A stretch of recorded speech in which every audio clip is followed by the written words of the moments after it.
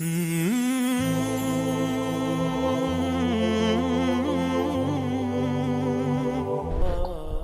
اللہ الرحمن الرحیم، الصلاة والسلام علی رسولہ الکریم وعلی آلہ وصحبہ اجمعین، اما بعد۔ انسان میں ہدایت اور گمراہی دونوں کے لیے پوری طاقت موجود ہے۔ فَأَلْهَمَهَا فُجُورَهَا وَتَقْوَاهَا۔ باہر دو دعوتیں ہیں، ایک شیطان کی ہے،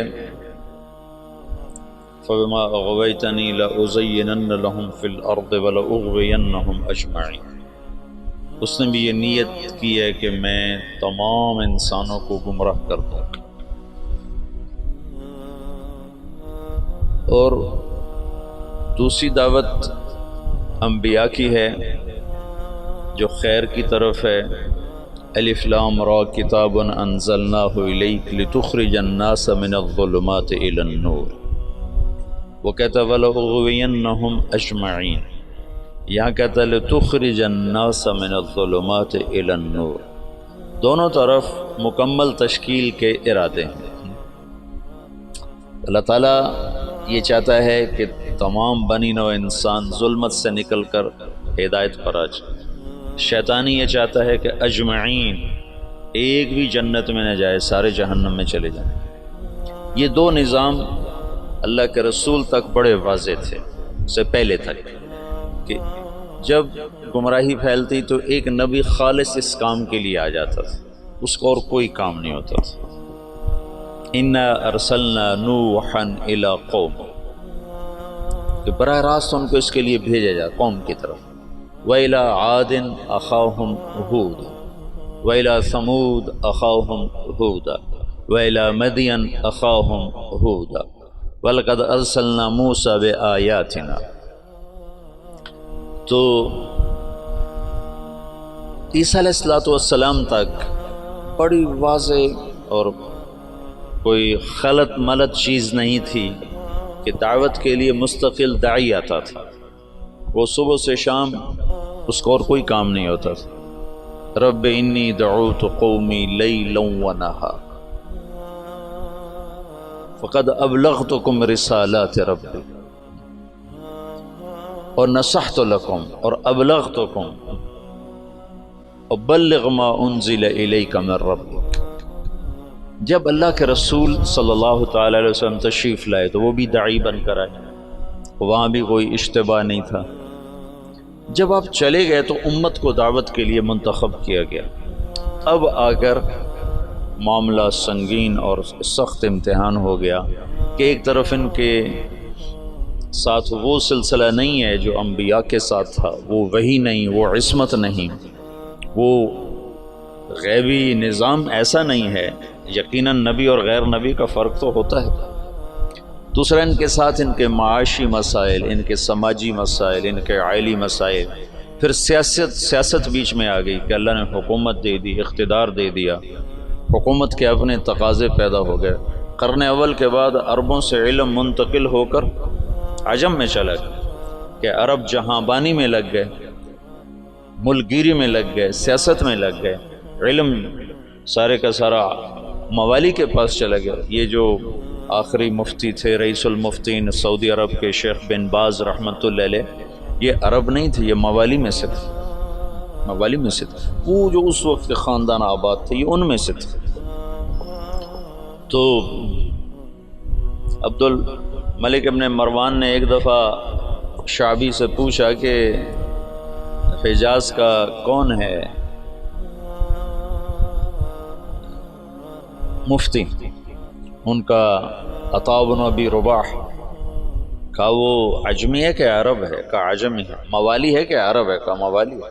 کہا یمن کا کون ہے؟ کہا طاؤس یمانی۔ کہا وہ موالی میں سے ہے کہ عرب میں سے؟ کہا موالی میں سے۔ کہا شام کا کون ہے؟ کہا مکحول ہے۔ کہا تو اس کا مصر کا کون ہے؟ کہا حبیب بن کچھ ہے۔ اور خراسان کا ضحاک بن قیس ہے۔ کہا عراق کا۔ تو شابی کہنے لگے میرے جی میں کہوں حماد، لیکن میں اس کے تیور دیکھ کے یہ سمجھ رہا تھا کہ کہ اگر میں نے کسی غیر عرب کا نام لیا تو یہ مجھے قتل کر دے گا۔ تو میں نے کہا عراق کا ہے ابراہیم نخعی، تو تھا تو 19-20 کا فرق۔ ابراہیم نخعی بھی بہت بڑا نام ہے، لیکن شعبی کہتے ہیں میری ترجیحات تھیں حماد کے لیے، لیکن مجھے ڈر لگا کہ یہ مجھے مار دے گا۔ تو جب میں نے کہا ابراہیم نخعی تو اس نے کہا تو نے میرے اوپر سے ایک بوجھ ہٹا دیا، اب اگر تو کسی موالی کا نام لیتا تو میں مر جاتا۔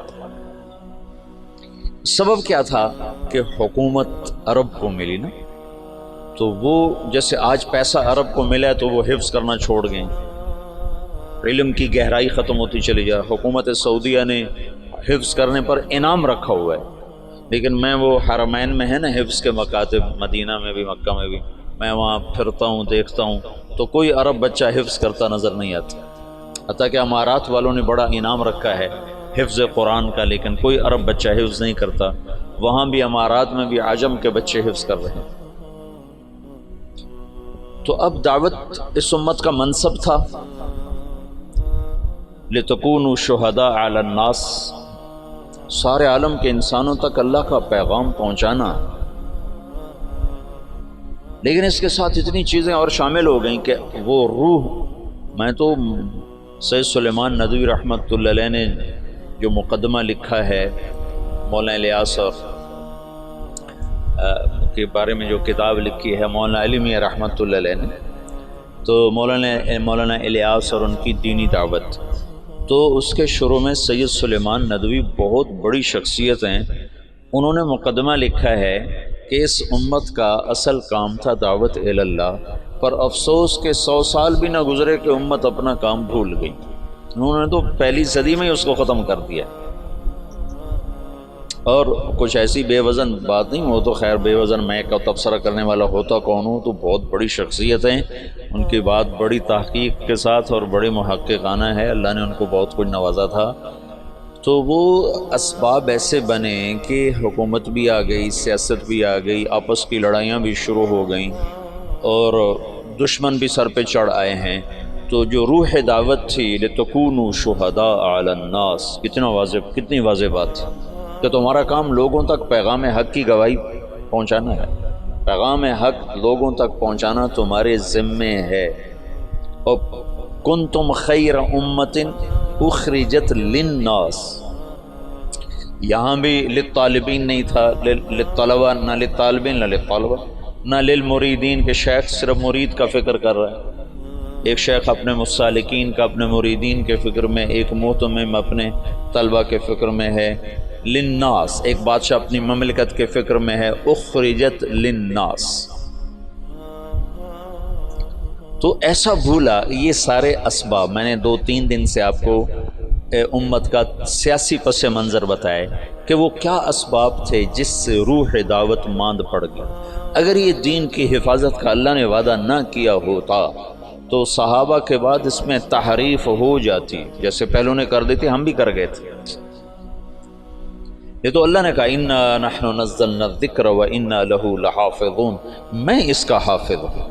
لہٰذا اللہ ہر صدی میں، ہر دور میں، یہ جو تاریخ دعوت و عظیمت مولانا علی میں نے لکھی ہے نا 8 جلدوں میں، یہ 800 جلدوں میں بھی لکھی جائے تو اس کا حق ادا نہیں ہو سکتا، گرچہ ان کا قلم جس مضمون پہ چلتا ہے اس کا حق ادا کرتا ہے، لیکن میں دیانتداری سے کہتا ہوں، میں بھی تاریخ کا چھوٹا سا طالب علم ہوں، اس پر 8 کی بجائے 800 جلدیں بھی مولانا علی میاں لکھتے اور وہ لکھنے کی طاقت رکھتے تھے، تو بھی میں دعویٰ کرتا ہوں کہ تاریخ دعوت و عظیمت کا حق ادا نہیں ہو سکتا تھا۔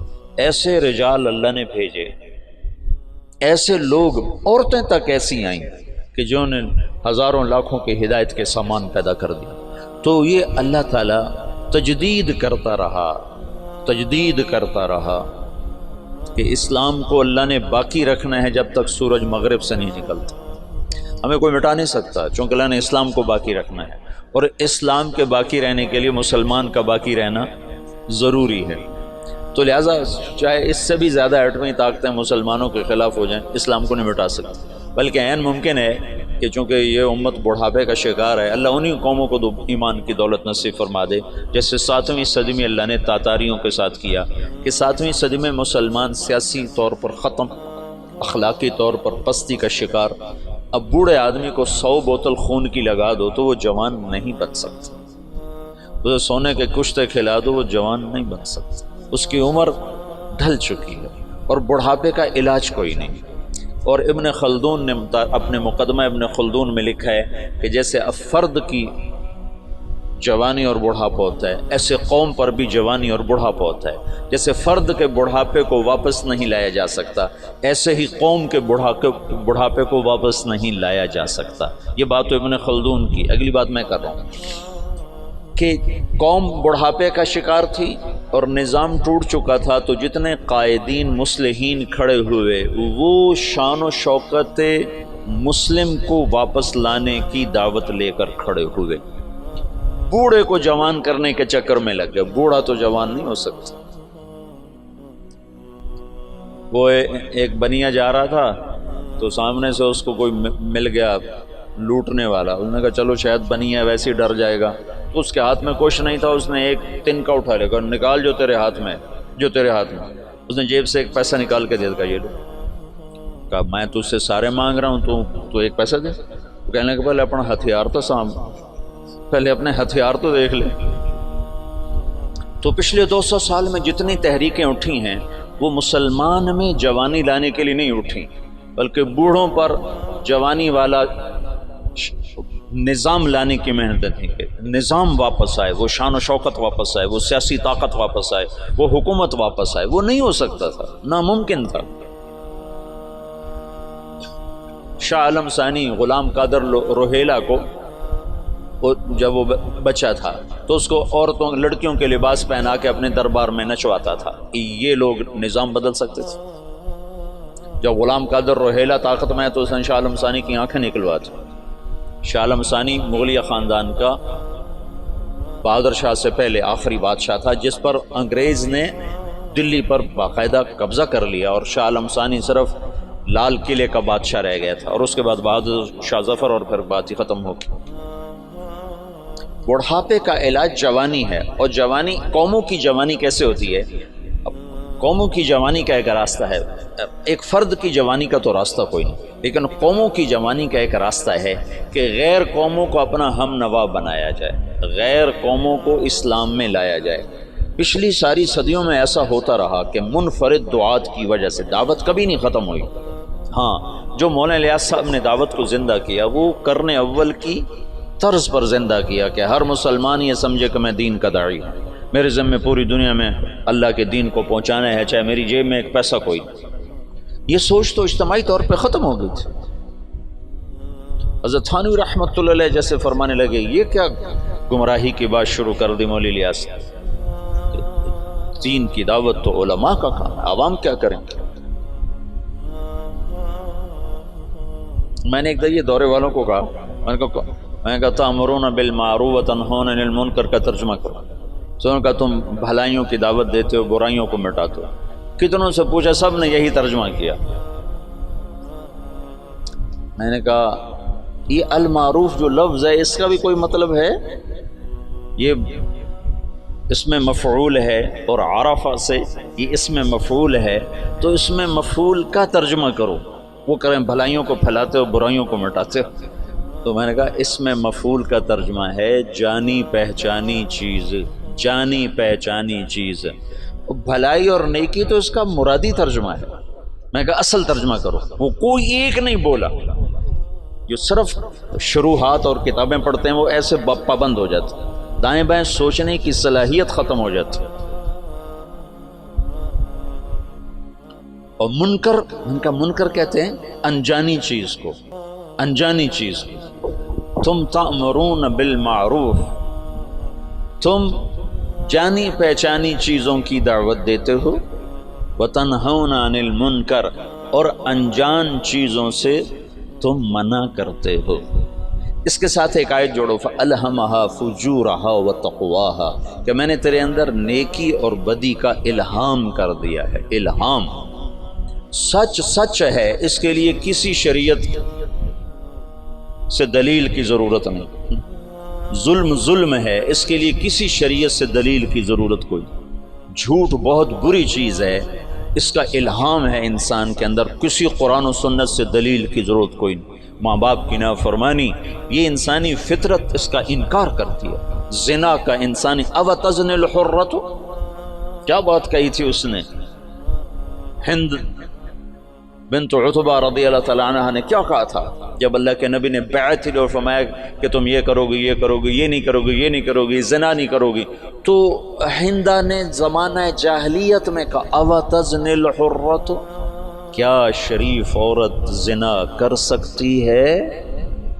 پتھروں کی پجاری تھی 1 منٹ پہلے تک، بغیر دلیل کے جو چیزیں غلط ہیں وہ منکر ہیں، بغیر دلیل کے جو چیزیں خوبصورت ہیں وہ معروف ہیں. تو اس کے لیے تو ویسے علم کی ضرورت کوئی نہیں. ہاں مدرسے میں پڑھنے پڑھانے کے لیے علم کی ضرورت ہے، حدود شریعت بتانے سمجھانے کے لیے علم کی ضرورت ہے. تبلیغ کے لیے تو علم کی ضرورت نہیں ہے. تبلیغ تو معروفات کی دعوت ہے، اور معروف کا مطلب جانی پہچانی، توحید جانی پہچانی چیز. افلا ينظرون الى الابل كيف خلقت والى السماء كيف رفعت والى الجبال كيف نصبت والى الارض كيف سطحت. یہ ساری جو اللہ تعالیٰ بتا رہا ہے یہ وہ چیزیں ہیں کہ جو بغیر دلیل کے ٹھکتی ہیں. وہ جو بدو نے کہا تھا البعرۃ تدل على البعیر والاثر يدل على المسیر تأمرون بالمعروف. تم جانی پہچانی چیزوں کی تبلیغ کرتے. اور میں تو تفسیریں پڑھتا نہیں نا، نہ مجھے اب نہ میرا سر اتنا تھکا رہتا ہے کہ مجھے پڑھائی نہیں جاتی. تو مجھے خیال ہے المعروف کا مطلب ہے جانا پہچانا. معرف بالعامل اس میں معرفہ، رجل الرجل. معروفات وہ عمل ہیں جس کو انسان عقلاً جانتا ہے، منکرات وہ عمل ہیں جن کو انسان عقلاً برا جانتا ہے. اس کے لیے تو کسی دلیل کسی حجت کی جو مجھے تو علم نہیں میں تبلیغ کیا کروں. تم یہ نہیں کہہ سکتے بھائی اللہ کی مان لے اللہ بہت بڑا ہے، اس کے لیے کیا علم چاہیے؟ بھائی اللہ کی نافرمانی نہ کر اللہ بہت بڑا ہے، اس کے لیے کیا علم چاہیے؟ بھائی اللہ کے رسول کی مان لے دونوں جہان کی کامیابی کا راستہ لے کر آئیں. اب بھائی دوزخ سے بچ جا جنت والا بن جا، یہ تبلیغ ہے. منکر دیکھتے او غلط یہ منکر، ہاں کیا زبردست چیز ہے، یہ معروف ہے جس کے لیے ہمیں کسی دلیل کی ضرورت ہی نہ ہو. حلال حرام کے لیے دلائل چاہیے. تو یہ منکرات میں سے ہیں لیکن کھلے میں سے نہیں ہیں. یہ علم کی چیز ہے، یہ مدارس اس کے لیے بنائے گئے ہیں. اور دعوت تو ایک عام ہے. ان پڑھ میواتیوں نے عالم کو ہلا کے رکھا. مولانا علی میاں تشریف فرما تھے رحمۃ اللہ علیہ. ایک میواتی اٹھا مولانا الیاس صاحب کے بیان سے، تو پیچھے بیٹھتے کہنے لگے میاں جی کیا سمجھے کہ کوئی یقین کی بات کر رہو، یقین اللہ پر یقین، اللہ پر یقین کو یقین کی بات کر رہو. یہ ان کا مخاطب تھا. تبلیغ کے لیے علم نہیں چاہیے، مدرسے کے لیے علم چاہیے. معروفات وہ ہیں جو ایک ان پڑھ بھی کہے ہاں واہ کیا زبردست چیز. اور بے کی شروط اور بے فاسد بے باطل یہ تو سارے وہ منکرات ہیں جو بڑے چھپے ہوئے ہیں، ان کے لیے دلائل چاہیے. اور ماں باپ کی نافرمانی کھلا منکر. سر عام شراب پینا یورپ میں بھی برا سمجھا جاتا ہے، جہاں شراب کے بغیر وہ ایک پل نہیں زندہ رہ سکتے، وہاں بھی ایسے شراب پینا برا سمجھا جاتا ہے، کھلے عام کو شراب. میں اتنا یورپ امریکہ پھرا ہوں، میں نے کسی کو سڑک پہ شراب پیتا نہیں دیکھا. الگ پیتے ہیں، پینے کی جگہ الگ ہیں ان کی. ان کے ہاں جو زنا کا مفہوم ہے ان کے ہاں کہ کسی عورت سے زبردستی کر رہا ہوں، پورے یورپ میں کسی کو ضرورت نہیں کہ کسی عورت کو ہاتھ لگاتا. اگر ننگی لڑکیاں پھر رہی ہوتی تو کسی کو ضرورت نہیں کہ ہاتھ لگاتا.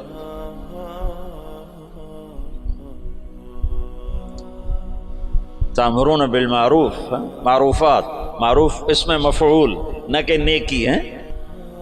عرف بھی اسی سے ہے نا، ابھی عرف. تو دعوت اس امت کا فرض منصبی ہے، فرض منصبی جو امت کے ہر فرد کے لیے ہے. لیکن سیاست، حکومت، گھر، معاشرت یہ چیزیں رکاوٹ بن کر آئیں. اور نبیوں جیسا انتخاب نہ تھا، وہ تو اور کوئی کام کر ہی نہیں سکتا. اس کو تو وہی آ رہی. داؤد علیہ السلام نے ایک دن مقرر کیا کہ میں اللہ کی عبادت کروں گا, کسی سے نہیں ملوں گا. بڑی اونچی دیواریں بنائیں, اندر بیٹھ گئے, بس اللہ اللہ کروں گا, کسی سے نہیں ملوں گا. ایک دن مقرر کیا. پہلا دن تھا اور اذ تصور المحراب, 2 فرشتے انسانی شکل میں دیوار پلانگ کے اندر.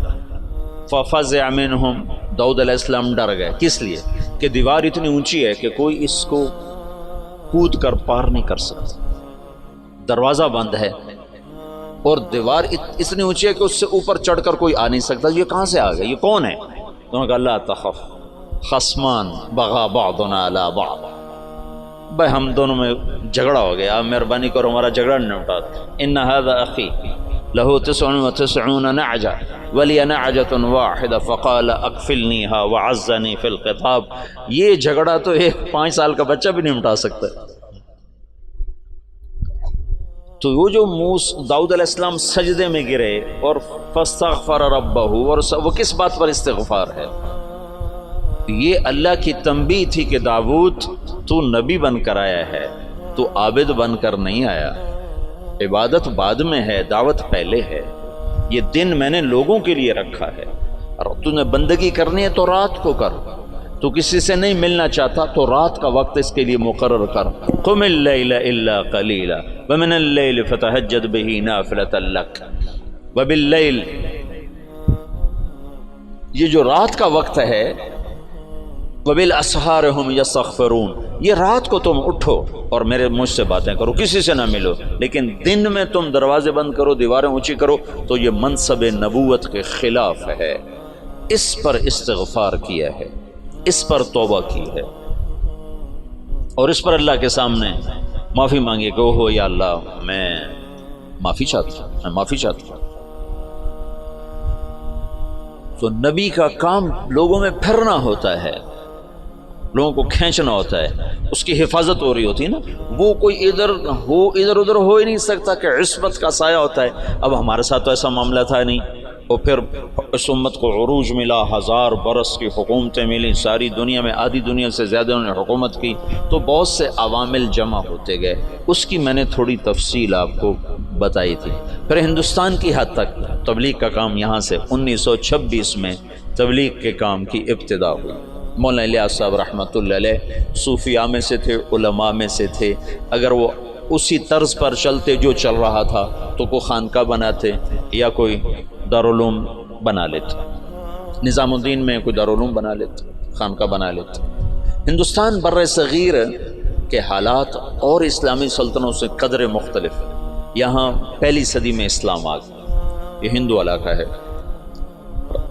یہ جو سری لنکا ہے, یہاں عرب تاجروں کے ذریعے سے یمن سے جو آتے تھے بحری جہاز, ان کی تبلیغ سے یہاں اسلام آ گیا.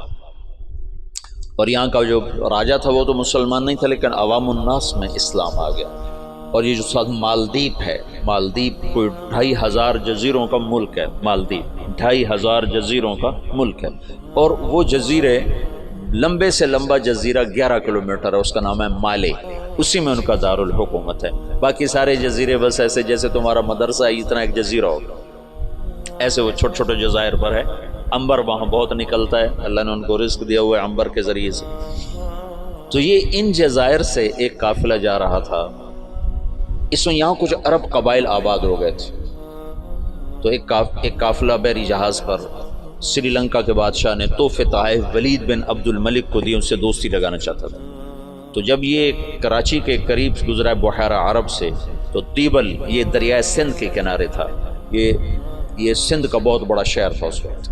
تو وہاں سندھ کے ڈاکوؤں نے بحری جہاز پہ حملہ کیا اور قافلہ بھی لوٹ لیا, اور عورتوں کو بھی قید کر لیا, مردوں کو کچھ قتل ہو گئے. تو ایک عورت پکاری, یا للحجاج یا للحجاج یا للحجاج.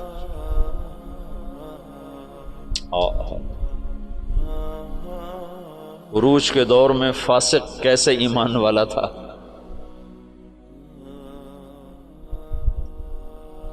تو کچھ جو لوگ انہوں نے مال لوٹنے کے بعد کچھ لوگ چھوڑ دیے تھے. تو یہ لٹا پٹا قافلہ جب پہنچا عراق میں تو حجاج کو ملا اور انہوں نے کہا کہ ایک بہن نے کہا تھا یا الحجاج، تو وہ کھڑا ہو گیا اپنے کرسی سے، کہ لبیک یا اخت الاسلام، لبیک یا اخت الاسلام، لبیک یا اخت الاسلام، اور کہا میرے اوپر حرام ہے بیوی بھی اور بستر پہ سونا بھی جب تک میں اس بہن کی مدد کو نہ پہنچوں۔ ایک جس کے بارے میں اللہ کے نبی کا کہنا ہے کہ وہ بنو ثقیف میں ایک مبیر ہو، ایک صفاق ہو، صفاق ترین فاسق ترین انسان غیرت ایمانی سے ایسا بھرا ہوا ہے کہ میرے اوپر بیوی حرام ہے، میرے اوپر بستر پہ سونا حرام ہے جب تک میں اس بہن کی مدد کو نہ پہنچوں۔ اور اس نے اسی وقت ایک لشکر تیار کیا، عبید اللہ بن نبحان رحمۃ اللہ علیہ کو امیر بنایا اور ان کو 3000 کا لشکر، 4000 کا لشکر دے کے روانہ کیا۔ وہ لشکر شکست کھا گیا اور عبید اللہ شہید ہو گئے۔ پھر اس نے دوسرا لشکر روانہ کیا، یہ سارے عراق سے تھے۔ قدیل بن طوفہ رحمۃ اللہ علیہ کی سرکردگی میں وہ بھی شہید ہو گئے اور دونوں لشکروں کو شکست ہو گئی۔ پھر اس نے شامی قبائل جو عرب کے قبائل جو شام میں آباد تھے، ان کا عراقیوں سے بڑا مختلف مزاج تھا، تو اس نے ولید بن عبد الملک سے اجازت چاہی کہ مجھے سندھ پہ حملے کے لیے شام سے لشکر اور میرا خزانہ ختم ہے، مجھے پیسے بھی دے۔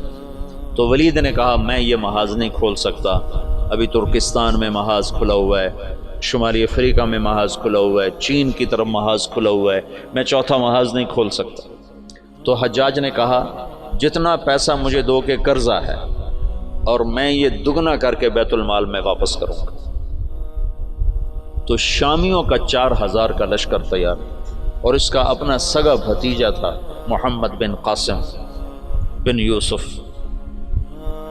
حجاج بن یوسف اور محمد بن یوسف اور قاسم بن یوسف، یہ 3 بھائی ہیں۔ ان میں محمد بن یوسف بھی حجاج جیسا ظالم تھا، یمن میں گورنر تھا، اور قاسم بہت شریف النفس تھے، ان کا بیٹا محمد 17 برس کی عمر، اور حجاج نے اپنی بیٹی زبیدہ اس کے نکاح میں دی ہوئی تھی، اس کو منتخب کیا اور اس کو 12000 کا لشکر دے کے روانہ کیا، اور باقی جو ساز و سامان تھا وہ سمندر کے ذریعے سے بھیجا، جتنا باقی سامان تھا، اور ہر 3 دن کے بعد اس کے پاس خبر آتی تھی۔ اس نے ڈاک کا ایسا نظام بنایا کہ ہر 3 دن کے بعد خبر حجاج تک پہنچتی تھی۔ اس طرح راستے میں چوکیاں قائم کی، اور پورے جنگ کا نقشہ حجاج بصرے میں بیٹھ کے خود کنٹرول کر رہا تھا۔ تو یہ بدھوں کا شہر تھا، جو دیبل تھا نا بدھوں کا، تو اس میں ایک بڑا وہ تھا ان کا معبد، اس کا گنبد تھا، اس کے اوپر ایک جھنڈا تھا۔ تو ان کا یہ عقیدہ تھا جب تک یہ جھنڈا نہیں گرتا اس سے شہر کو شکست نہیں ہو سکتی۔ تو مسلمانوں نے زور لگا لیا، حجاج بن یوسف نے ایک توپ بھیجی تھی، توپ منجنیق، پتھر پھینکنے والی، وہ اتنی بڑی تھی اس کو 500 آدمی کھینچتے تھے، تو اس کو بحری جہاز پہ بھیجا تھا۔ تو وہ نصب تھی اور توپ اس گنبد پہ نشانہ نہیں فٹ ہو رہا تھا۔ 10 دن 12 دن 15 دن گزر گئے، گولے جاتے تھے گنبد پہ نہیں لگتے تھے، تو دیبل والے اور جوش سے لڑتے تھے۔ تو حجاج بن یوسف نے وہاں سے خط لکھا کہ اس توپ کا زاویہ 1 درجہ نیچے کر کے فائر کرو، 1 درجہ نیچے کر کے۔ اور محمد بن قاسم اس دن خود توپ پر آئے، ان کا آج میں خود پھینکوں گا۔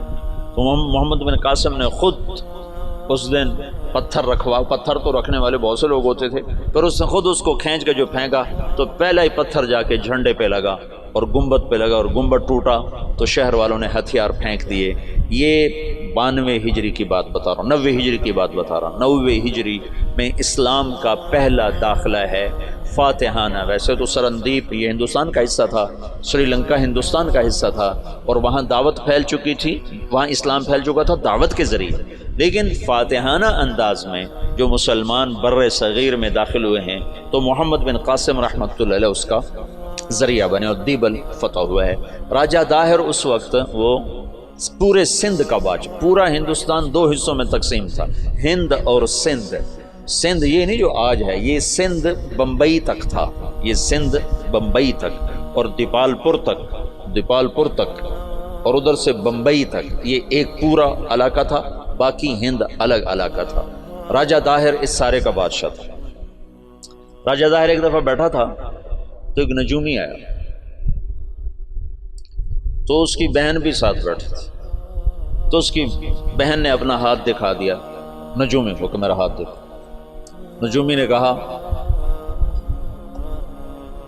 یہ لڑکی آئندہ سندھ کے بادشاہ کی بیوی بنے گی۔ تو راجہ داہر تو پریشان ہو گیا، یہ میرے گھر میں میرا دشمن پیدا ہو رہا ہے۔ تو اس نے اپنے وزیر کو بلایا، کہنے لگا نجومی نے کہا ہے کہ یہ میری جو بہن ہے یہ سندھ کے بادشاہ کی بیگم بنے گی۔ تو وزیر نے کہا تو خود شادی کر لے سے، قصہ ہی ختم۔ میں نے کہا بے غیرت مجھے کروائے گا، ساری دنیا کیا کہے گی بہن سے شادی کر لی۔ تو وزیر چپ ہو گیا۔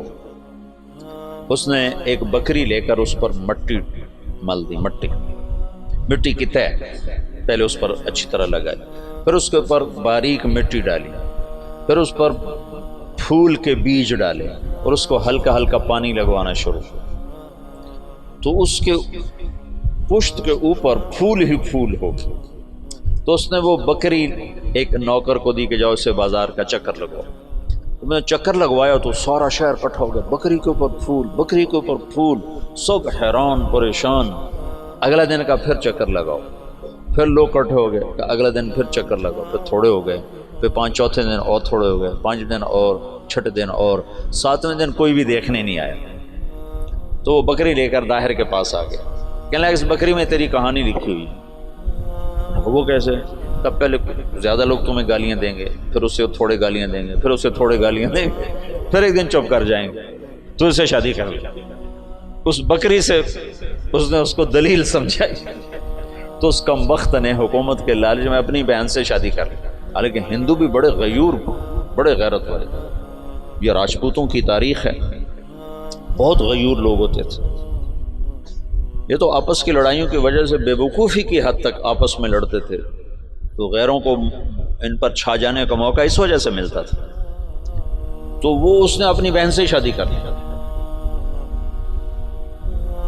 جب محمد بن قاسم حملہ آور ہوا تو راجہ داہر سندھ بمبئی دیپال پور تک کا حکمران تھا۔ تو روہڑی کے قریب ان دونوں لشکروں کی پھر جنگ ہوئی۔ تو اس سے پہلے محمد بن قاسم نے لکھا حجاج بن یوسف کو کہ سارا سندھ اکٹھا ہو چکا ہے اور میرے ساتھ صرف 12,000، تو اپنی مدد کے لیے لشکر بھیجو۔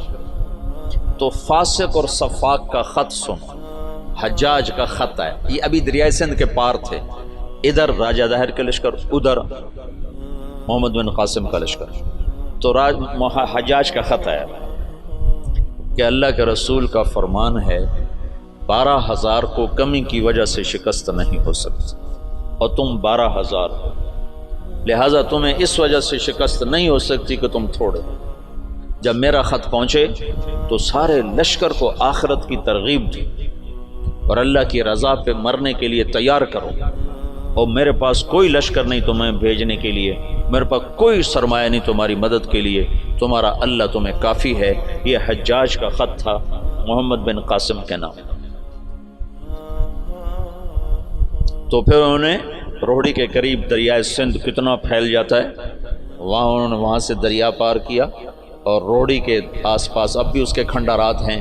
یہ خوفناک جنگ لڑی گئی جس میں راجہ داہر قتل ہوا، اور اللہ تعالیٰ نے مسلمانوں کو فتح دی، اور محمد بن قاسم ملتان تک 92 ہجری میں 90 میں داخل ہوا، 92 میں 2 برس کے بعد ملتان پہنچا، اور اس کے حسن سلوک سے لوگ ہندوؤں نے جو مسلمان نہیں ہوئے تھے انہوں نے محمد بن قاسم کے بت بنائے اور اس کی پرستش کرتے رہے۔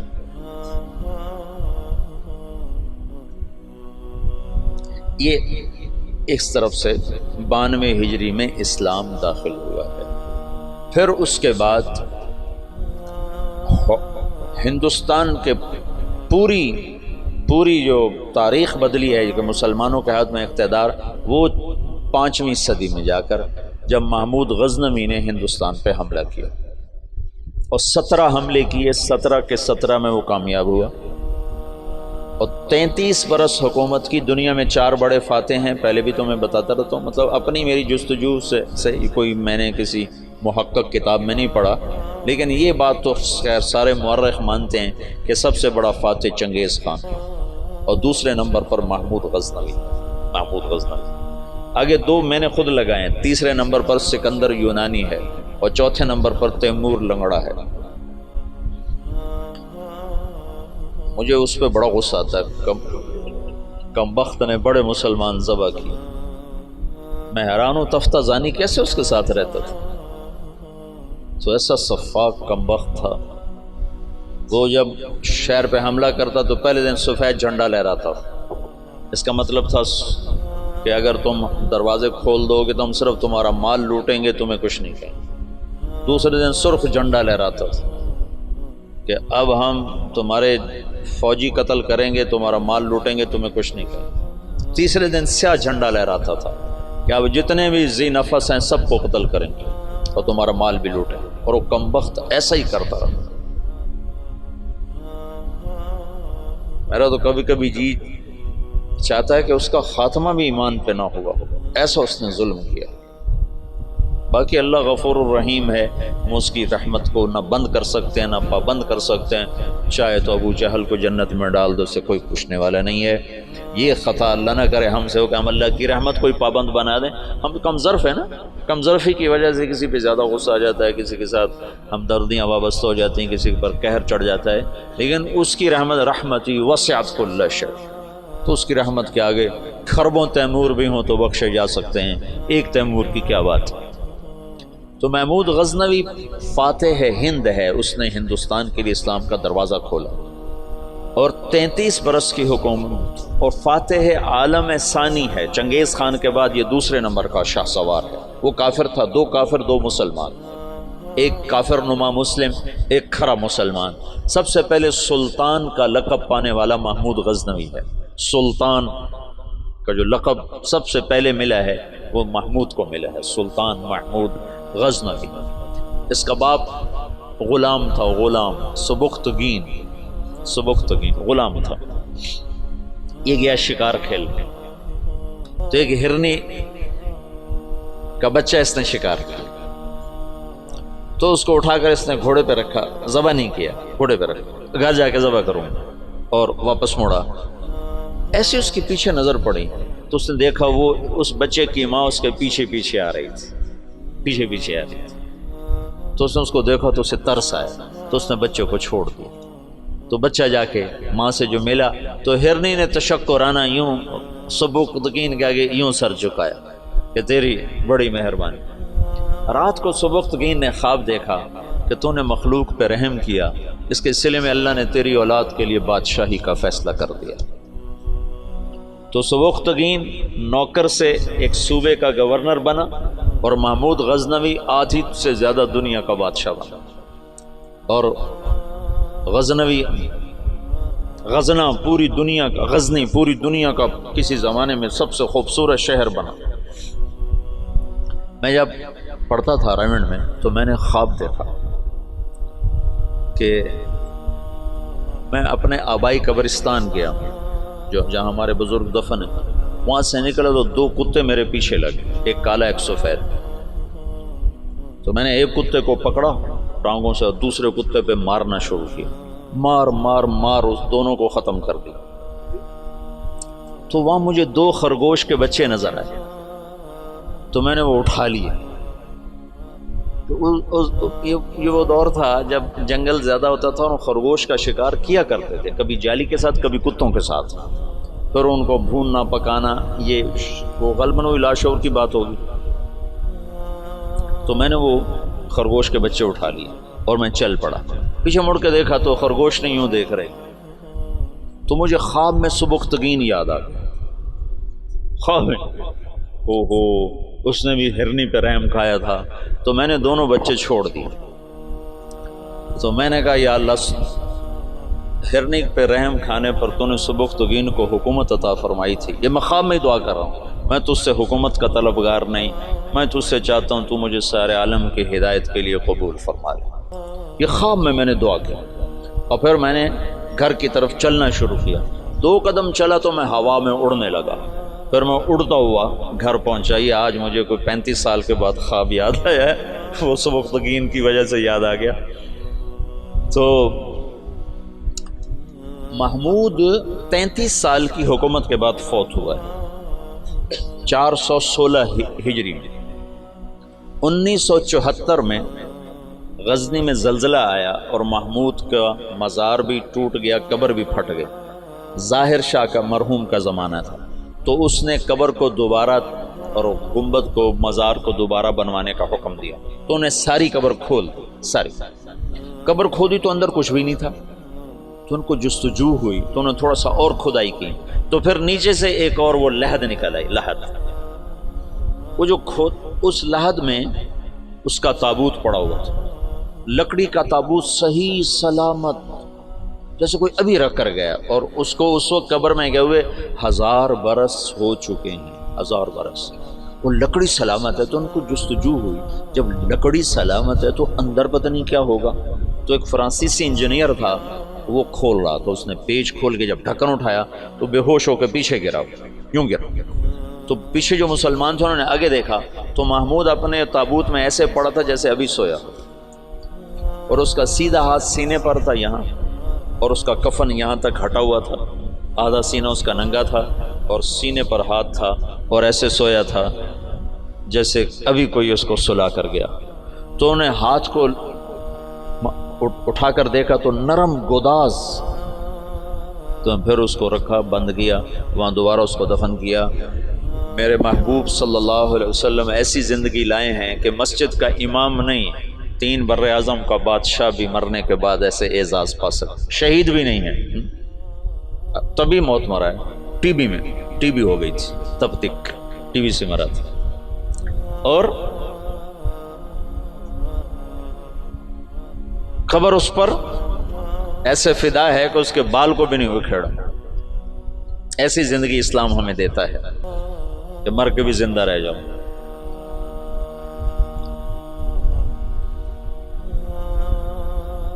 تو شہاب الدین غوری پھر پہلا بادشاہ ہے جس نے باقاعدہ، محمود کی مثال ہے جیسے کسی نے ہل چلا کر زمین برابر کر. اس کے پاس ایک شخص آیا کہ حضرت کا سلطان میں بہت مظلوم ہوں. کیا ہے؟ کہ تمہارا بھانجا تیسرے چوتھے روز میرے گھر آتا ہے، میری بیوی کے ساتھ برا کرتا ہے، مجھے گھر سے نکال دیتا. میری تجھ تک پہنچ بڑی مشکل سے ہوئی. تو محمود کا رنگ غصے سے سرخ ہو. اس نے کہا آئندہ جب ایسا واقعہ ہو فوراً میرے پاس آ.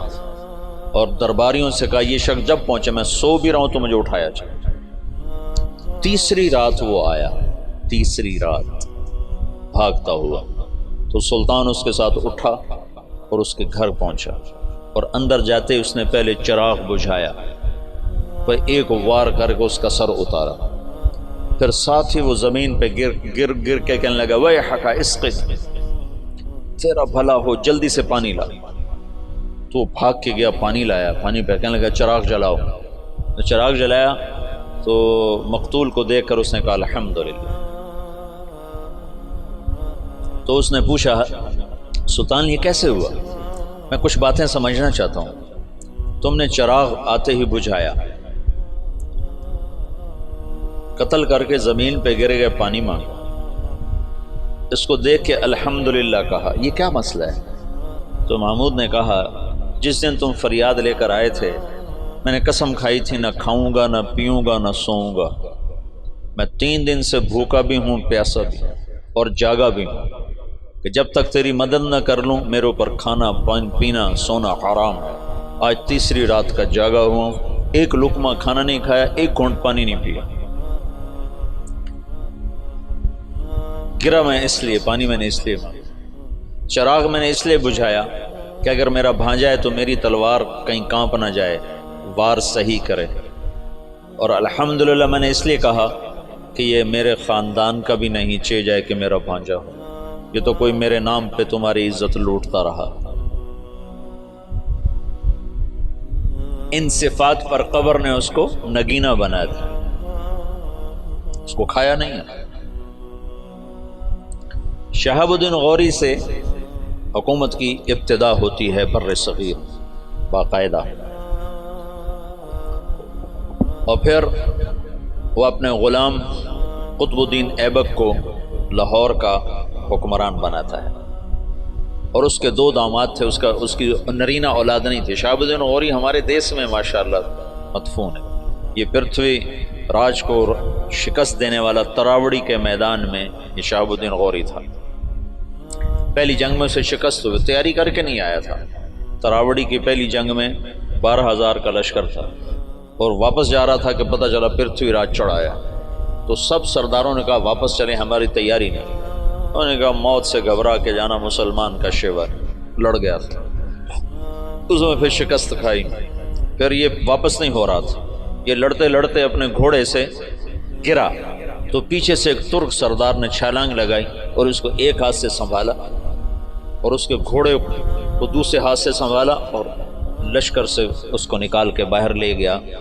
تب جا کے اس کی جان بچی. پھر دوسری جنگ میں وہ 1 سال تک بستر پہ نہیں سویا، بیوی کے پاس نہیں گیا پورا سال. اس نے تیاری کی اور پھر تراوڑی کے میدان میں اس نے پرتھوی راجپوت چوہان، یعنی وہ ہمارا پڈا وہی تھا کم وقت. ہمیں تو اللہ نے ہدایت دے دی کوئی 15-20 نسل پہلے ہم مسلمان ہو گئے، لیکن ہمارا قبیلہ وہی ہے راجپوت چوہان، پرتھوی راج کی نسل. تو اس کے 2 داماد تھے، ایک شمس الدین ایک ناصر الدین. ناصر الدین کو اس نے ملتان کی حکومت دی، شمس الدین کو پھر اس نے دلی کی اور قطب الدین ایبک کو لاہور کی. اس میں شمس الدین پھر بہت عالی نکلا. قطب الدین ایبک بہت سمجھدار تھا لیکن 4 سال کی حکومت کرنے کے بعد اس کا انتقال ہو گیا. وہ یہ پولو کھیلتا تھا، پولو یہ گھوڑے کا، تو گھوڑے سے گرا اور مر گیا. انارکلی کے پچھلی طرف اس کا مزار ہوتا تھا. انارکلی جانا ہوتا تھا، 60 کی دہائی میں پڑھتا تھا تو سارے محلے کا کوڑا کرکٹ اس کی قبر پہ پڑا ہوتا تھا اور عبرت کا نشان ہوتا تھا. پھر ضیاء الحق مرحوم نے یہ نیکی کا کام کیا. اس نے وہ سارا محلہ صاف کروا کے چاروں طرف کے مکان خرید کر اس کی قبر پر ایک بڑا خوبصورت اس نے مزار بھی بنایا، ساتھ آنے جانے کی جگہ بھی بنائی. تو اس طرح یہاں اسلامی سلطنت کی بنیاد ہے. التمش نے 5 دفعہ چنگیزیوں کو شکست دی، 5 دفعہ، اور ان کے چنے چبوا دیے. پھر صلاح الدین خلجی نے، تو خاندان غلامہ ختم ہوا. خاندان غلامہ کے بعد سادات آئے. خاندان غلامہ کے دور میں تیمور کا حملہ ہوا، پھر وہ جاتے ہوئے سادات کو حکمران بنا دیا. ان سے پٹھانوں نے حکومت حاصل، ان سے مغلوں نے حکومت حاصل.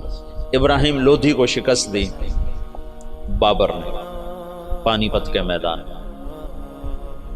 بابر بڑا دلیر آدمی تھا، بڑا عجب بادشاہ گزرا ہے. تھوڑی عمر میں مر گیا، 42 سال کی عمر میں مر گیا، پر اس کی عجب زندگی. تو ایک یہاں مغلیہ سلطنت کی داغ بیل پڑی، بڑی مضبوط اسلام دوست، سوائے اکبر کے کہ وہ گمراہ ہوا تو علماء کی وجہ سے. وہ خود ان پڑھ تھا، دین کو جانتا نہیں تھا. تو جو درباری علماء تھے ان کی وجہ سے وہ دین سے متنفر ہوا کہ وہ آپس میں اس بات پہ اس کے اکبر کے سامنے لڑ پڑتے تھے کہ یہ کرسی پر میں بیٹھوں گا، بادشاہ کے برابر میں بیٹھوں. وہ کہتا میں بیٹھوں، وہ کہتا دائیں میں بیٹھوں گا، بائیں تم بیٹھو. وہ کہتا نہیں تم ادھر بیٹھو میں ادھر بیٹھوں، ادھر میں بیٹھوں گا ادھر تم بیٹھو. ان چیزوں سے وہ ایسا خود ان پڑھ تھا. کیونکہ ہمایوں کو جب شکست ہوئی، شیر شاہ سوری نے اسے شکست دی. شیر شاہ سوری پٹھان تھا، تو کچھ عرصہ بیچ میں پٹھانوں کی حکومت آئی اور ایسی حکومت کر گیا شیر شاہ سوری کہ انگریزوں نے بھی شیر شاہ سوری کے اصول پر اپنی حکومت کے نظام بنائے تھے. ایسی خوبصورت حکومت کر کے گیا شیر شاہ سوری، اور بالکل غریب سا تھا. ایک سپاہی سے اللہ تعالیٰ نے اس کو یہ بہار، صوبہ بہار میں یہ پیدا ہوا تھا. تو اس نے بڑے چکر سے حکومت حاصل کی. اس نے اپنا ایک جتھا بنا لیا. تو اب اس کو ضرورت تھی کوئی شہر میرے قبضے میں ہو. تو اس نے نا وہاں بہار کے ہندو راجا سے کہا کہ مہاراج میں مغلوں سے لڑنے جا رہا ہوں، میرے پاس ہے خزانہ بہت سارا، میں چاہتا ہوں آپ کے پاس امانت رکھ دوں، جب میں آؤں گا تو آپ سے لے لوں گا۔ وہ ہندو مہاراج تو جو تھا وہ تو الٹی چھلانگیں لگانے لگا، کہا جی میرے پاس 500 صندوق ہے شرفیوں کے بھرے ہوئے۔ وہ 5 بھی ہوتے تو پورے ہندوستان کا خرچہ کافی تھا۔ جب اس نے کہا 500 تو اس کی تو رال ٹپک پڑے۔ ان کا مہاراج میرے جیسا دیانتدار تمہیں پورے ہندوستان میں نہیں ملے گا، تم لے آؤ، میں بڑی حفاظت کروں گا، جب تم آ جاؤ گے تو تمہیں دوں گا، تم مر گئے تمہاری اولاد کو دوں گا۔ ان کا بس مہاراج میں یہی چاہتا ہوں۔ اس نے سپاہی چھپا دی، ہر صندوق میں سپاہی چھپا دی،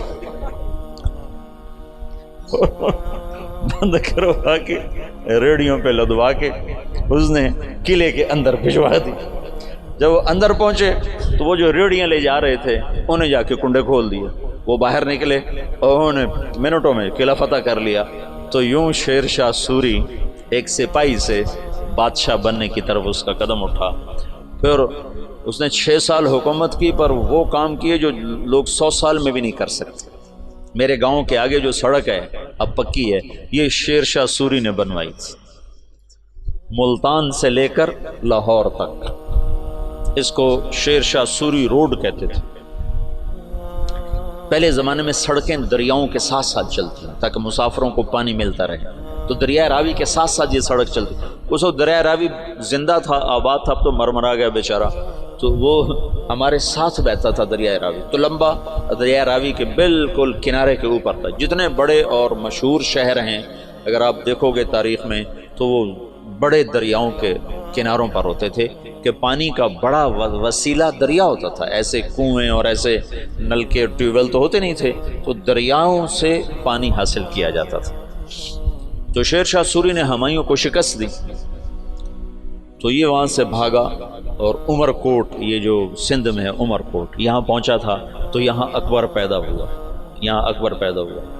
پھر ہمایوں نے اس کو بیوی کے ساتھ کابل بھیج دیا، خود وہ ایران چلا گیا، ہجرت کر گیا۔ پھر ایران سے شیعہ بادشاہ کی مدد سے وہ واپس دوبارہ ہندوستان آیا۔ شیر شاہ سوری کی اولاد اتنی قابل نہیں تھے، اتنے سمجھدار نہیں تھے، تو وہ شکست کھا گئے۔ پھر دوبارہ اللہ نے مغلیہ سلطنت کو اقتدار بخشا، تو اکبر 12 سال کی عمر میں بادشاہ بن گیا۔ نہ علم کی صحبت، نہ علم نہ علماء کی صحبت۔ آگے درباری علماء ملے جنہوں نے اس کا بیڑا غرق کر کے رکھ دیا، تو اس نے دین الہی ایجاد کر دیا، جس کے لیے مجدد الفسانی رحمۃ اللہ علیہ کو اللہ نے استعمال فرمایا، بغیر مناظرے کے ہیں۔ یہ مناظرے کام خراب کرتے ہیں، نہ مناظرہ اسلام کا مزاج ہے۔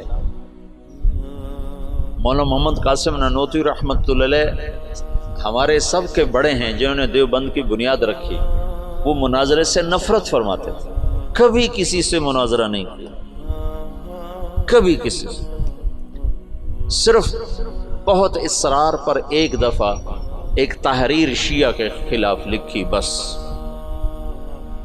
جس پر مسلمان کا نام آتا تھا اس سے مناظرہ نہیں کرتے تھے، حالانکہ وہ ایسے مناظر تھے کہ وہ آریاؤں سے اور عیسائیوں سے، غیر مسلموں سے بادشاہ تھے مناظر کے۔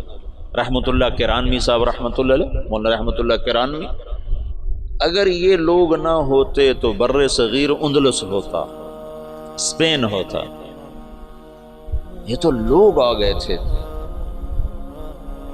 مجھے پرسوں تمہارے استاد شیخ رمضی نے بتایا کہ بورقیبہ نے زیتونیہ مدرسہ کیسے بند کیا۔ انہوں نے کہا اللہ علماء دیوبند کو جزائے خیر دے جو چٹائی پہ راضی ہو کے اور چوپڑی روٹی کے دھوکے میں نہیں آئے۔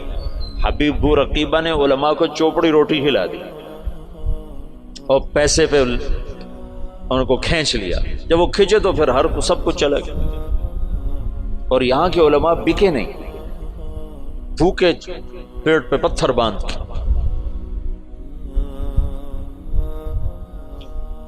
حضرت نانوتوی کو نا والی دکن حیدرآباد نے خط لکھا کہ حضرت آپ میرے پاس تشریف لائیں، میں آپ کو 500 روپے مہینہ تنخواہ دوں گا۔ 500 روپے مہینہ 50 لاکھ روپیہ مہینہ ہے آج کا، 50 لاکھ روپیہ مہینہ۔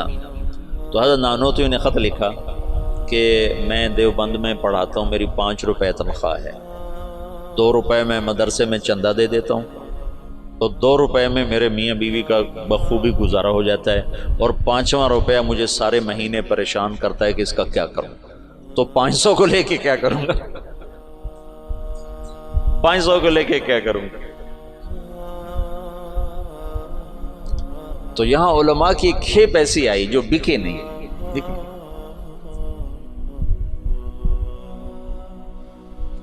تو درباری علماء نے اکبر کا ستیہ ناش کر کے رکھ دیا۔ دین الہی اس نے ایجاد کیا علماء سے تنگ آ کر، ان درباری علماء سے تنگ آ کر۔ مجدد الفسانی رحمۃ اللہ علیہ نے بغیر مناظرے کے دین الہی کو مٹا دیا، کسی ایک جگہ مناظرہ نہیں کیا، حالانکہ لا الہ الا اللہ محمد الرسول اللہ اکبر ذل اللہ یہ کلمہ تھا، یہ کلمہ تھا اکبر ذل اللہ۔ اس کو رد کرنا کتنا آسان تھا مناظرے سے۔ گائے کا ذبح کرنا بند، شراب حلال، اکبر کو سجدہ، سورج کی پوجا، صبح بالکونی کھول کے اکبر سورج کے سامنے کتنے دیر تک مالا جپتا تھا۔ داڑھی منڈانا ضروری، داڑھی رکھنا حرام،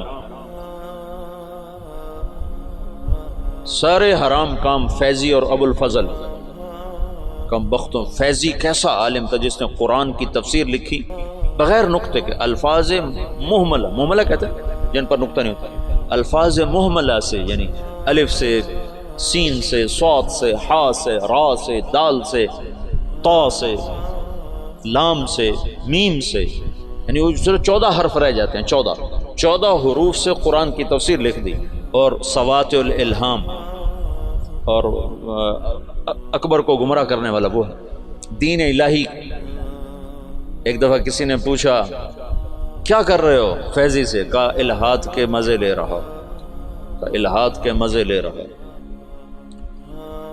جہانگیر آگے مجدد الفسانی کا صحبت یافتہ نکلا۔ مثبت انداز سے جو کام ہوتا ہے وہی پائیدار ہوتا ہے۔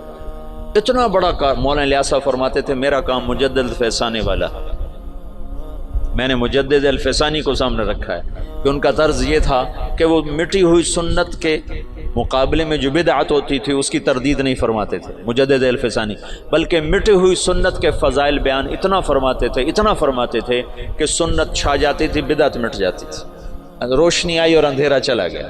یہ تھا اندھیرے کے جانے کے لیے کوئی حجت اور دلیل تو نہیں ہوتی نا، سورج کے آنے کی دیر ہوتی ہے اندھیرا چلا جاتا ہے، پھر کہنا تو نہیں پڑتا اندھیرے صاحب منٹو رپاؤ سورج آ گیا، تو خود ہی چلا جاتا۔ بغیر مناظرے کے دین الہی کو مٹا دیا۔ ابو الفضل زندہ کی کھال کھچوا دی تھی شیخو پورے میں۔ یہ جو شیخو پورہ ہے نا، یہ جہانگیر کے نام پر ہے۔ جہانگیر بڑی منتوں سے ملا تھا، ابو یہ اکبر کے اولاد نہیں ہوتی تھی۔ ایسے میرا پنڈورا باکس کھل جاتا ہے تو کہاں کی کہانیاں اکٹھی ہو جاتی ہیں، تو پھر مجھے خود یاد نہیں رہتا میں کیا کہہ رہا تھا اور کدھر چلا گیا۔ تو بڑی دعاؤں کے بعد جہانگیر ملا تھا، پیدل گیا تھا اجمیر تک دعا مانگنے، اجمیر تک پیدل گیا تھا دعا مانگنے کہ اللہ تعالیٰ مجھے بچہ عطا فرمائے، تو اللہ نے جہانگیر دیا۔ اس کی نخلیت، جہانگیر بہت نیک متقی بادشاہ، اس پر ایسے ہی بہت زیادہ افتراء ہیں، بہتان ہیں، بہت سارے، کچھ کمیاں تھی بھی سی بادشاہوں میں ہوتی ہیں، لیکن اس کا یہی بہت بڑا احسان ہے کہ اس نے دین الہی کو ختم کیا۔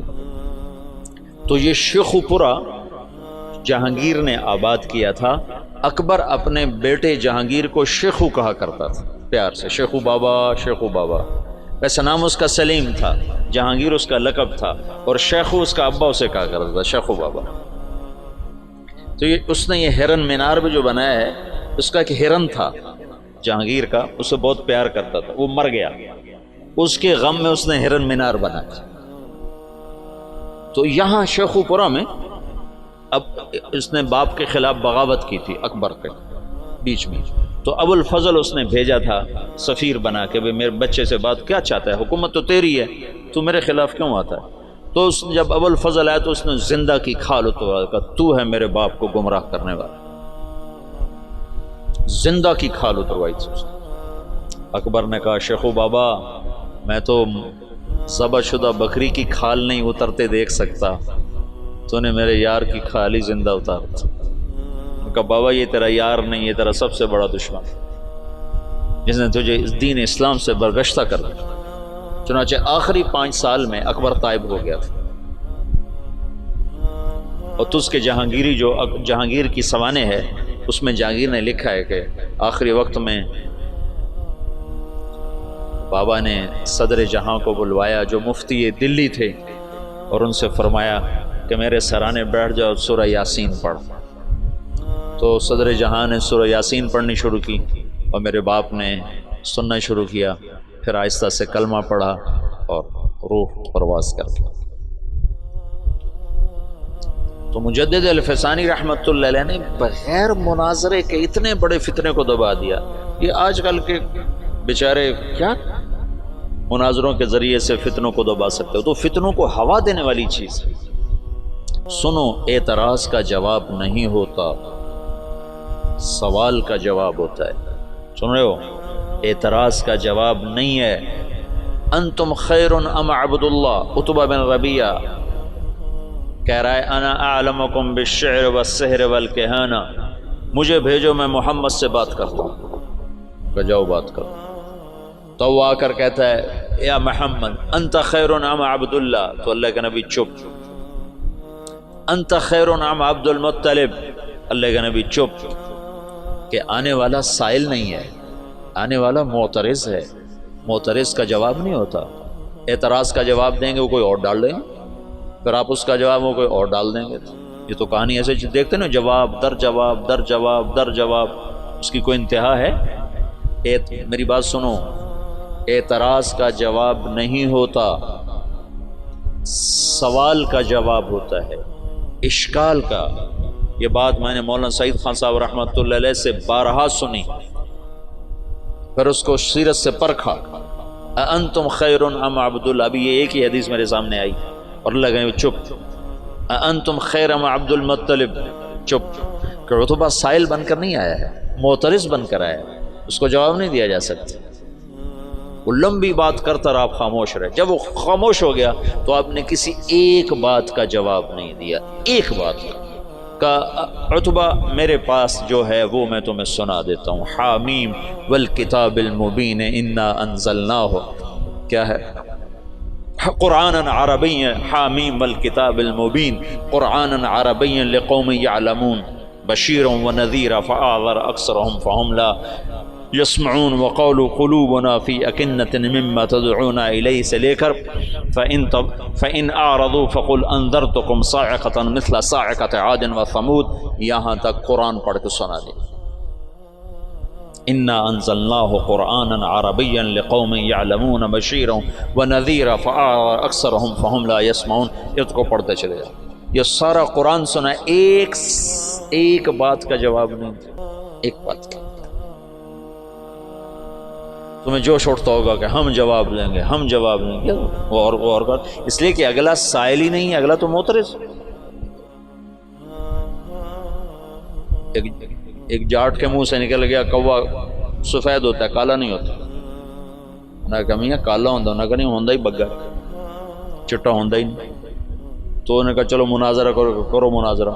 تو اس کی بیوی نے کہا مر جاویں، کالا ہوندہ ہے، تو کدے آکھے جانا پہ؟ اس نے کہا میں مننا ہی نہیں، کالا ہوندہ ہے تو میں کون منے سے؟ میں مننا ہی نہیں، تو تم کیسے بے وقوف ہو جو کوے کو سفید کہنے والے کو منانا چاہتے ہو؟ کیوں وقت ضائع کرتے ہو؟ اس سے بات کر لو جس کا ذہن صاف ہے۔ معترض کا جواب نہیں ہے۔ تو آج کل اعتراض ہیں، سوال نہیں ہے۔ سائل کا ضرور جواب ہے، اشکال کا جواب ہے، سوال کا جواب ہے، اعتراض کا جواب نہیں ہے۔ مناظرے، جواب در جواب، یہ سب وقت ضائع کرنے کی چیزیں۔ حضرت تھانوی رحمۃ اللہ علیہ نے فرمایا بہت سے فتنے اس لیے فتنے بن گئے کہ علماء نے اس کا جواب دینا شروع کر دیا، اگر جواب نہ دیتے تو اپنی موت آپ مر جاتے۔ یہ تحفۃ العلماء کی تمہیں سنا۔ تو بہت سے فتنے اس لیے فتنے بن گئے کہ علماء نے ان کا جواب دینا شروع کر دیا، اگر وہ چپ ہو جاتے تو اپنی موت آپ مر جاتے۔ مجدد الفسانی رحمۃ اللہ علیہ نے اتنے بڑے فتنے کو مٹایا بغیر جواب، بغیر مناظرے. سبحان اللہ، عجب بندہ تھا. اور نقش بندی سلسلے کے بادشاہ، جس کے آخری بادشاہ مولانا خان محمد صاحب دنیا سے تشریف لے، اور تو دنیا اندھیر ہو گئی، بستی اجڑ گئی. ان اللہ لا ينتزل علم انتزاعا ہے نا، بل يقبضه بقبض العلم.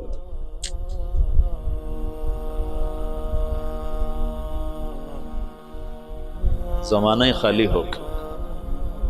خلت الدیار فصدت غیر مسود ومن الشقاء تفردی بالسودت. مغل سلطنت پہ زوال آنا تھا، ہر ایک پہ زوال آیا ہے. بر صغیر میں اسلام کی 800-900 برس حکومت رہی ہے، پھر زوال کا آنا ایک بدیہی چیز. جہانگیر کے سر میں درد تھا. دیکھو جب صلیبی جنگیں ہوئی ہیں نا 12ویں صدی میں، یعنی صدی عیسوی میں، اور اس میں مکمل شکست ہوئی، تو یورپ کی سوچ بدل گئی. جیسے 1945 میں جب جاپان پہ بم گرایا امریکہ نے، ہیروشیما ناگاساکی، تو ان کا صدر تھا ہیرو ہیٹو. اس نے کہا اب ہم ان سے علم کے میدان میں جنگ لڑیں گے، ہم ہتھیار کی جنگ ہار گئے. تو اس نے اپنی نسل کو اٹھا کے یورپ بھیجا، امریکہ بھیجا، انہیں اعلیٰ تعلیم دلوائی، پھر ان کے ذریعے سے ساری ٹیکنالوجی کا جاپانی زبان میں ترجمہ کروایا، پھر اس پہ لگایا. آج وہ اتنا بڑا عفریت بنا ہے کہ امریکہ اس کے سامنے بلی کی طرح بن چکا ہے. تو مغرب نے سوچا کہ ہم ان کو میدان میں شکست نہیں دے سکتے، تو انہیں اپنے علم کو اپنا میدان بنایا. جہانگیر کے سر میں درد ہے، آرام نہیں آ رہا. اب طب یونانی میں کوئی ایسی دوائی نہیں کہ سر درد اور فوری آرام آ جائے، کوئی ایسی دوائی نہیں. تو انگریز جو تھے وہ انہوں نے کالونیاں بنا لی تھی تھوڑی تھوڑی، تجارت کے لیے. تو ان کے خواب و خیال میں بھی نہیں تھا کہ مغل سلطنت سے ہم ٹکر لینے والے ہیں. تو ایک انگریز ڈاکٹر تھا، اس نے اس کو گولی پیش کی کہ جناب آپ یہ کھائیں. 15 منٹ کے بعد جہانگیر کا درد دور ہو گیا. کہا تم کیا بلا کھلائی ہے مجھے؟ وہ سر درد کا کہا مانگ کیا مانگتا ہے؟ تو کم بخت ایسے سیانے تھے، اپنے لیے کچھ نہیں مانگا. کہا میری قوم کو تجارت کی باقاعدہ اجازت تھی. انہوں نے کہا اجازت ہے. شاہ جہان کے دور میں لوگوں نے بھانپا کہ یہ تو خطرناک لوگ ہیں، تو اس کو کہا کہ ان کو نکال دیا جائے. انہوں نے کہا یہ کیا پدی کا شور، بھائی ہمارا کیا بگاڑ سکتا. اس کو یہ نہیں پتا تھا کہ آگے یہ پدی پدا بن جائے گا.